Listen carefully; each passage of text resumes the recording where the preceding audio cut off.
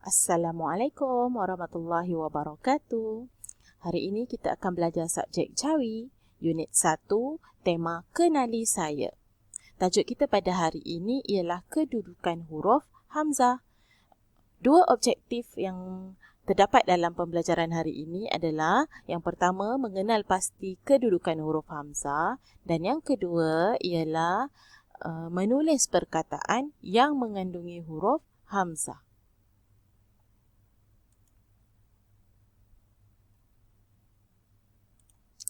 Sebelum memulakan pembelajaran, izinkan cikgu memperkenalkan diri cikgu. Nama diberi Nuraini binti Muhammad Ramli. Boleh panggil Cikgu Aini ataupun Ustazah Aini.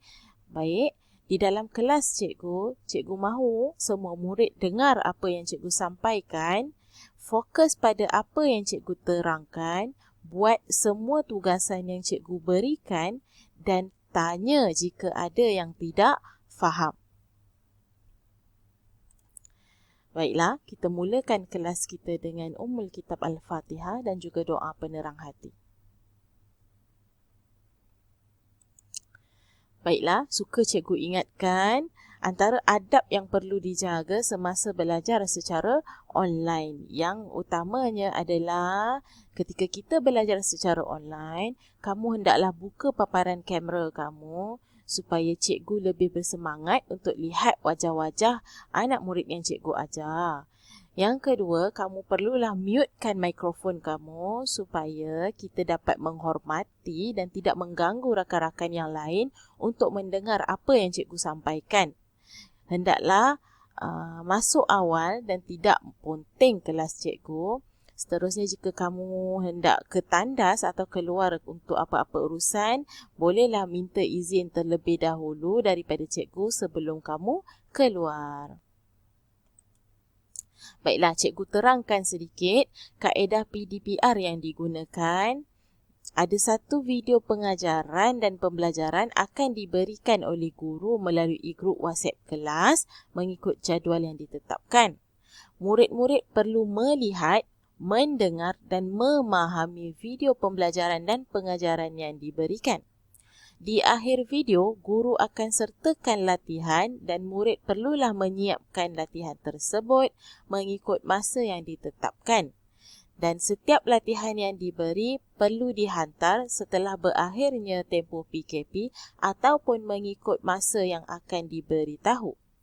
Dan sebarang masalah, kamu boleh rujuk dengan guru subjek kamu, iaitu saya. Baiklah, mari kita lihat buku apa yang akan kita gunakan untuk subjek Jawi. Terdapat dua jenis buku yang kita guna. Yang pertama ialah buku teks pendidikan Islam, Pendidikan Teras Islam, KSSR. Dan juga yang kedua ialah buku teks Jawi, YTP.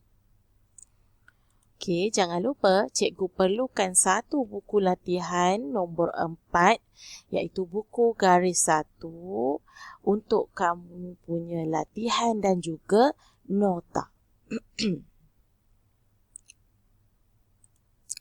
Okey, ini adalah kandungan subjek Jawi. Yang di sebelah kanan adalah kandungan subjek Jawi dalam buku teks pendidikan Islam KSSR. Di sebelah kiri pula adalah kandungan yang berada di dalam buku teks Jawi YTP.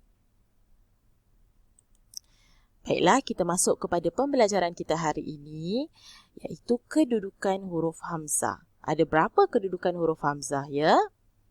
Okey, kita ada 5 kedudukan huruf Hamzah. Yang pertama, Hamzah yang berada di atas huruf alif. Yang kedua, Hamzah yang berada di bawah huruf alif. Yang ketiga, Hamzah yang berada 3/4 daripada garisan. Yang keempat, Hamzah berada setara dengan garisan. Dan juga Hamzah yang berumah. Okey, kita tengok yang pertama, Hamzah yang berada di atas huruf alif. Bilakah Hamzah perlu berada di atas huruf alif?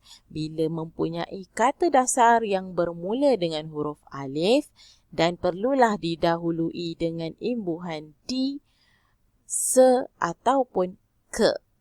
Contohnya, imbuhan di daripada kata dasar urus. menjadi imbuhan diurus, maka hamzahnya perlulah diletak di atas alif. Contoh seterusnya ialah imbuhan se daripada kata dasar orang yang bermula daripada huruf alif, maka imbuhannya menjadi seorang, maka hamzah perlulah berada di atas alif. Contoh imbuhan ke daripada kata dasar empat yang juga bermula daripada huruf alif, maka imbuhannya menjadi keempat, maka hamzahnya perlulah berada di atas huruf alif. Okey, yang kedua ialah hamzah yang berada di bawah huruf alif. Bilakah hamzah perlu berada di bawah huruf alif? Apabila kata dasar yang berasal daripada bahasa Arab, walaupun bermula dengan imbuhan di, se ataupun ke. Contoh, kata dasar Islam. Kata dasar Islam bermula daripada huruf alif, tetapi ianya berasal daripada perkataan bahasa Arab, maka hamzahnya perlulah berada di bawah huruf alif. Contoh, ada imbuhan diislamkan, maka hamzah kita letakkan di bawah huruf alif. Okey, yang seterusnya, hamzah perlu berada di bawah huruf alif apabila perkataan yang ada itu bermula dengan i tunggal. Contohnya, i dagang. Ejaan i itu kita eja dengan meletakkan hamzah berada di bawah alif. Dan juga kata sapaan. Contoh, sapaan ejaannya perlulah meletakkan hamzah di bawah huruf alif.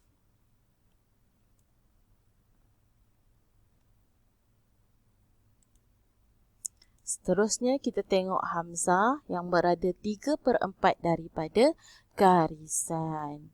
Okey, bilakah? Apabila perkataan yang berimbuhan an dan juga i. Contoh, kejayaan dan mewarnai. Hamzahnya perlulah berada 3/4 daripada garisan. Lain ialah kata nama khas. Ada dua kata nama khas sahaja yang kita meletakkan hamzahnya berada 3/4 daripada garisan, iaitu kata nama khas ang dan juga kata nama khas ong. Okey. Seterusnya, suku kata dasar daripada kata gabungan, iaitu ai, ui dan juga au. Ai ialah perkataan air sebagai contoh, hamzahnya berada 3/4 daripada garisan. Au dengan perkataan laut sebagai contoh, hamzahnya juga kita letak 3/4 daripada garisan, dan ui dengan perkataan duit sebagai contoh, kita letakkan hamzahnya 3/4 daripada garisan. Okey, ada satu notes penting yang kamu perlu tahu, perkataan macam mana kita nak eja dalam jawi? Okey, kita tidak eja dengan meletakkan hamzah. Alif, hamzah, ya. Salah. Kita eja alif, ya sahaja. Okey. Baiklah, seterusnya kita tengok hamzah yang berada setara dengan garisan.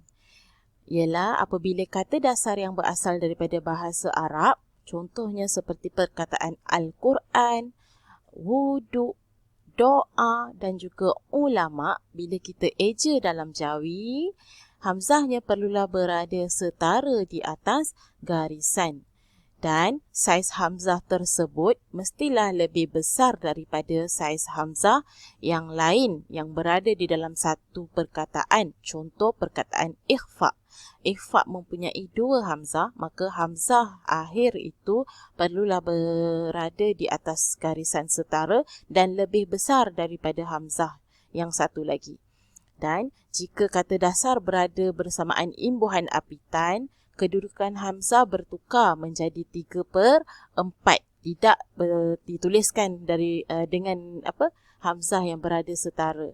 Dia tuliskan 3/4 daripada garisan. Contoh perkataan didoakan yang diapit. Kata dasar doa yang diapit dengan imbuhan apitan di dan kan menjadi didoakan, maka hamzahnya perlulah berada 3/4 daripada garisan. Jelas ya? Dan seterusnya ialah hamzah yang berumah.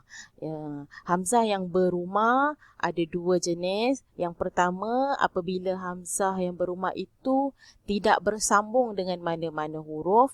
Boleh tengok contoh di bawah dengan perkataan malaikat. Perkataan malaikat, hamzahnya tidak bersambung dengan huruf.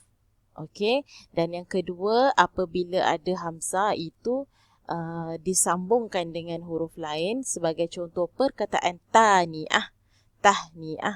Okey, jadi ianya berbentuk seperti ini. Okey, boleh tengok contoh di bawah.